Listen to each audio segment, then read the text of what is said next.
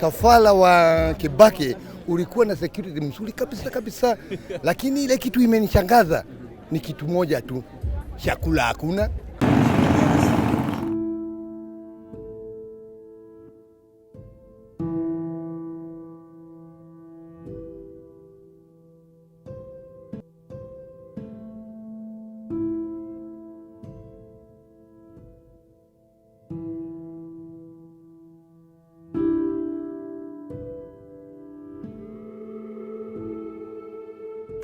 This is one of the vehicles that signify the military honors that President Mwai Kibaki has been accorded today as he was being laid to rest here in Othaya. And for him, it was full military honors.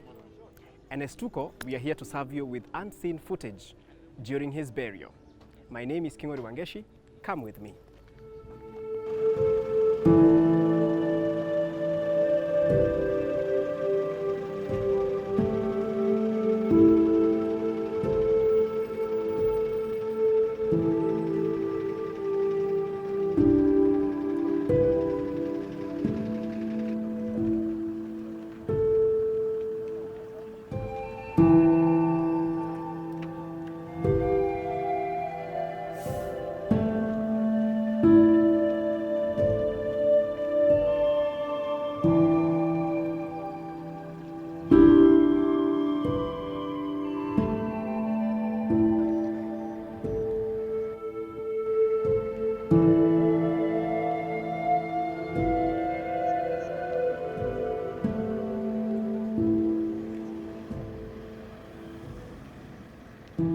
Lakini ile kitu nimeangalia nimeona msafara wa Kibaki ulikuwa na security mzuri kabisa, lakini ile kitu imenishangaza ni kitu moja tu, chakula hakuna. Ile ilikuwa mingi sana ni maji, ilikuwa fogoti. Chakula ya palasi unaiona iko hapa. Angalia sasa, nikashindwa sasa mimi nikisema ukweli ni chakula, lakini na ndivyo alikuwa mzee wa nguvu bwana. Lakini si kuna watu wanakula mkate na soda. Mkate mimi nimeambiwa wewe pita. Juu naye wale watu wako hapo wamevaa kofia zingine na macho ni zingine, anakuangalia unataka kuanguka. Hiyo iko sawa. Mimi sijasema lolote bwana ingine. Sasa hujakula? Bana, labda uniitishie kamkate, ingekuwa wewe umekula kamkate. Basi sienda hata wewe uitishe, ungekuwa huko nako. Labda hii nyazi, angalia uone. Hii nyazi tu ni ya palati bana. Sijui kama ni palati ni security zake nini. Ukiangalia paparazzi wale wako huku wanaongea kama mtu. Wakifanya wewe enda, unaenda. Niliamua leo kuja kuzika President wetu Mwai Kibaki. Ametufanyia kazi nzuri, jenga barabara, infrastructure ya Kenya. Ametufanyia kazi mingi na mshukuru.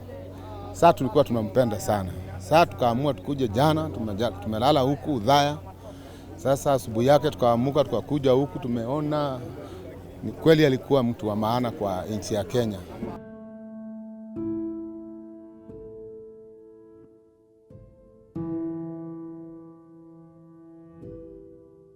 Tumekuja all the way sasa juu tulikuwa tumegojea mzee hapo kwa barabara tumuone tukiwa huko kwa barabara, lakini wakadivert wakapitia njia nyingine. Sasa tukajua lazima tutafika kwa uwanja. Sasa tumefika tukakuta umati wa watu na tukaingia tukiwa tunafikiria ati kuingia lazima ukitaka kutoka utatoka. Sasa tukajikuta tumejifunga, sasa tunavumilia tu.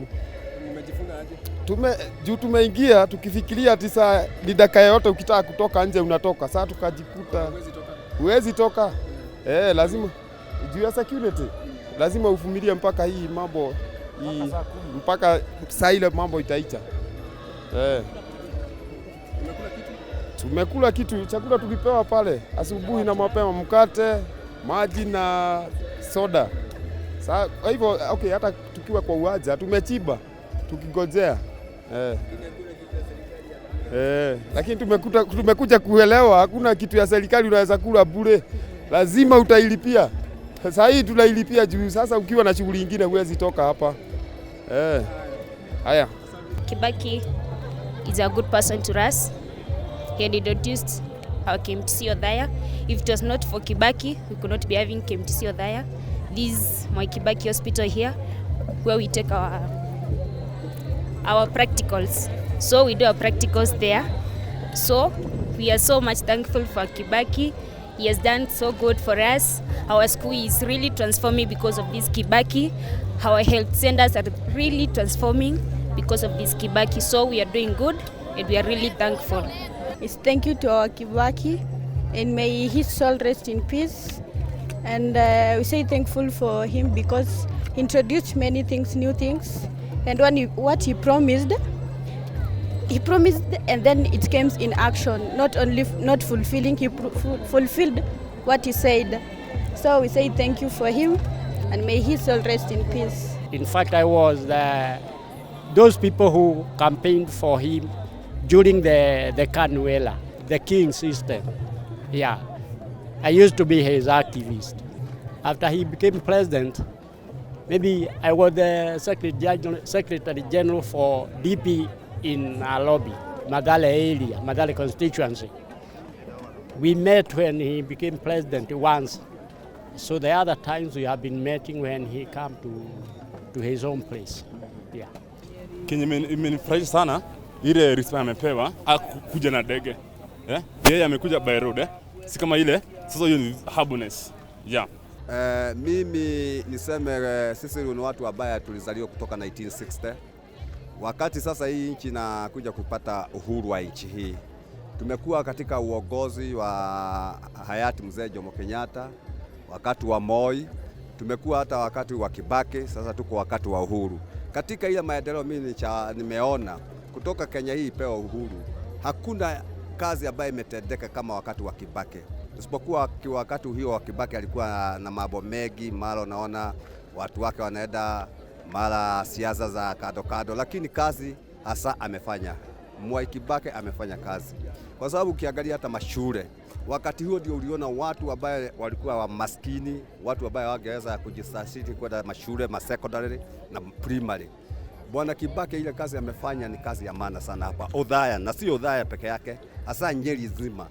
Unaona, Nyeri kila pahali, na ndio sababu unaona leo siku ya leo watu wamewacha kazi zao na wakaamua kukuja ili kumpea heshima zake za mwisho. Hata kwa barabara ukipita unaona vile watu wamejaa. Ni hiyo heshima, ni mtu ambaye alijiheshimu yeye mwenyewe. Alafu tena hata sisi wenyewe alitupea heshima na kazi yake hata saizi tunaiona. Mwai Kibaki used to go as member of parliament and oppose. In fact, he never used to campaign. We had faith in him, a lot of faith, and he never disappointed. Yeah. Sometimes back, 40 years back, he was a member of parliament in Nairobi. But elders here from there, they gathered and said, let's go for that, our son there. I was not born then. When I was born, I used to hear Mwai Kibaki as a little boy. My dad used to send me a newspaper, and there was only one news channel, KBC. You could hear from the discussions parliament. Today in parliament, Mwai Kibaki was always there. Yeah, he was contributing. So we had faith in him, and that is why he has done 40 years here, and he has not disappointed. And you can see the one who inherited Kibaki, the member of parliament, he never did more than 5 years. Yeah, ask yourself why. We have now the current member of parliament. I'm not sure he will do another term. Ask yourself why. The man did 40 uninterrupted years.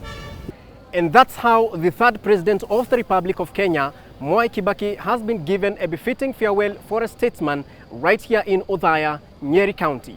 For Tuko News, my name is Kingori Wangeshi.